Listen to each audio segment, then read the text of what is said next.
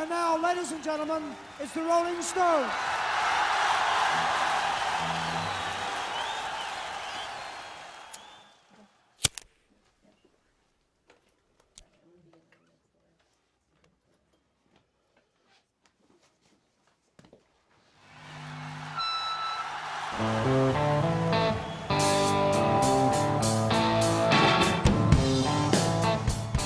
I was always very nervous with the Stones, or at least I felt the Stones were very nervous, so that if they knew they were being recorded, then they start to treat the show like a recording session, and you wouldn't get that live thing sometimes, you know. So what's interesting about these bootlegs is that the band don't know they're being recorded, so they don't give a shit, and they're playing what they're playing, and you get a natural feel, you know. And that's, to me, what's interesting about this live music as well. You know. I was impressed very much with the Brussels one, particularly. I've rarely heard the Stones that early on playing live and that well recorded.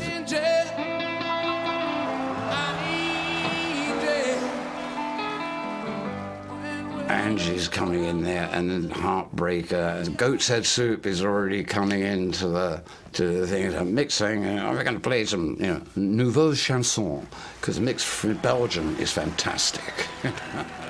Thank you. Nous faisons une autre chanson très triste. On that Brussels show, I thought Mick was doing an incredible job. I mean, he always does, but listening to it from retrospect, I mean, I thought he was handling it amazingly well. We were hitting in some very fast tempos.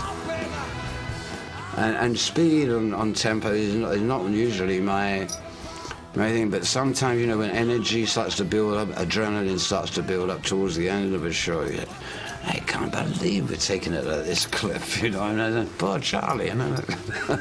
Nick was doing an incredible job. I mean, it didn't faze him.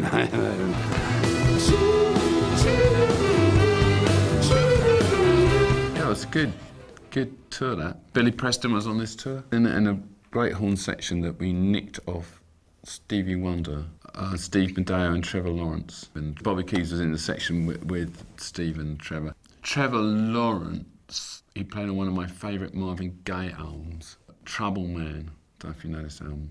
Da-da. Da-da.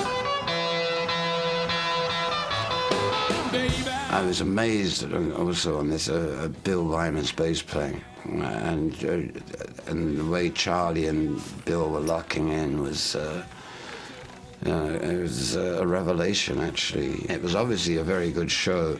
Taylor and I had pretty much sort of, I could almost sort of see ourselves going across the stage, and I thought, yeah, you got that, you know. In fact, towards the end of it, I wondered what the rest of the band were on, because things were really sort of starting to rock at a ferocious pace.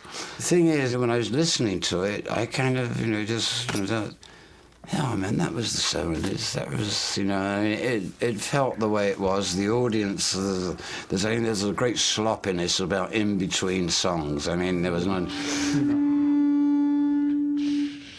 Tune up. Aye, aye.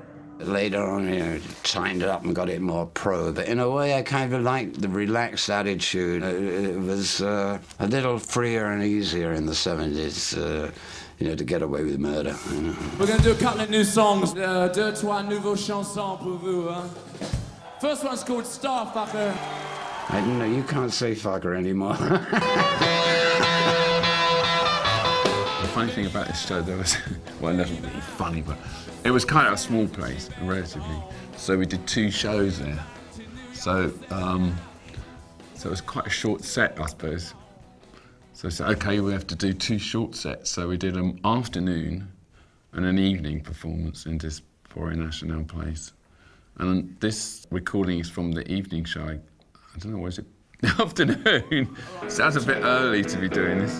You're going to probably take the afternoon show as a run through. I never liked doing afternoons much. But sometimes they're some of the best shows too. And sometimes you get the band plays freer and a little looser, and some more ideas come out.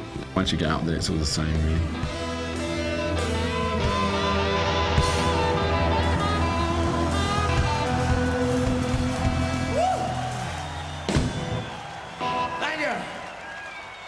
Thank you very much.